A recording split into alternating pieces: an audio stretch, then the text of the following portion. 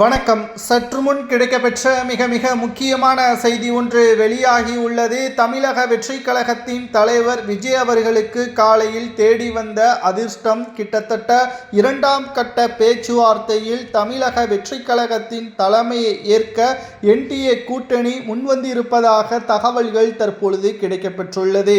2026 சட்டசபை தேர்தல் அனைத்து இந்திய அண்ணா திராவிட முன்னேற்ற கழகத்தின் தலைமையில் என்டிஏ கூட்டணி இருப்பதை நம்மால் பார்க்க முடிகிறது. ஆனால் திமுக 20 கட்சிகளுடன் கூட்டணி இருப்பதால் தற்பொழுது தாவேகா தனித்து போட்டியிட்டால் வாக்கு வங்கிகளை பெறலாம், ஆனால் வெற்றியடைய முடியாது என்ற காரணத்தினால் உள்துறை அமைச்சர் அமித்ஷா மற்றும் பாரத பிரதமர் மோடி அவர்கள் ஆதரவுகளுடன் பேச்சுவார்த்தை நடைபெற்றது. இதில் விஜய் அவர்கள் 2 மிக முக்கியமான கருத்துக்களை பதிவு செய்துள்ளார்.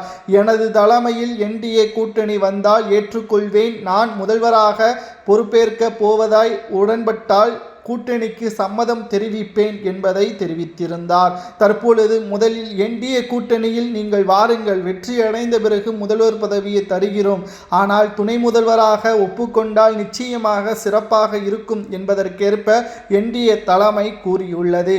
இதனால் முதலில் முதல்வர் நான் தான் என்று கூறி வந்த விஜய் அவர்கள் தற்பொழுது இறங்கி வந்திருப்பதாகவும், ஆனால் எடப்பாடி பழனிசாமி அவர்களுக்கு இது மிகப்பெரிய ஒரு நெருக்கடியையும் சிக்கலையும் ஏற்படுத்தியுள்ளது.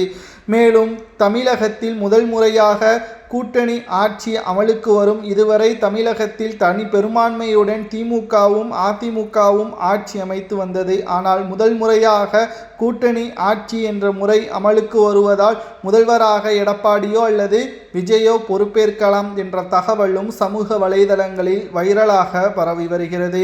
கிட்டத்தட்ட விஜய் அவர்கள் பல்வேறு விமர்சனங்கள், பல்வேறு சர்ச்சைகளில் சிக்கினாலும் கூட தற்பொழுது மக்களின் ஆதரவு விஜய் அவர்களுக்கு இருக்கிறதை நம்மால் பார்க்க முடிகிறது.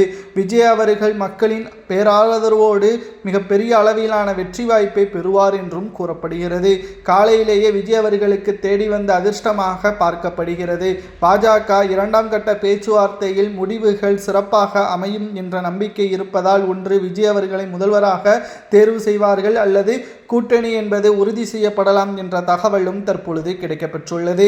2026 சட்டசபை தேர்தல் அனைத்து இந்திய அண்ணா திராவிட முன்னேற்ற கழகத்திற்கு எடப்பாடி பழனிசாமி அவர்களுக்கு சிக்கலை ஏற்படுத்தினாலும் என்டிஏ கூட்டணி வெற்றியடைவதற்கு விஜய் அவர்களது ஆதரவு கண்டிப்பாக தேவை என்ற காரணத்தினால் பல்வேறு விமர்சனங்கள், பல்வேறு சர்ச்சைகள் சமூக வலைதளங்களில் எடப்பாடிக்கு எதிராக குற்றச்சாட்டுகளையும் முன்வைக்கப்பட்டு வருகிறது. ஓபிஎஸ், சசிகலா, டிடிவி தினகரன், செங்கோட்டையன் இவர்கள் பிரிந்ததற்கு எடப்பாடி மட்டும்தான் காரணம் என்ற குற்றச்சாட்டும் முன்வைக்கப்பட்டு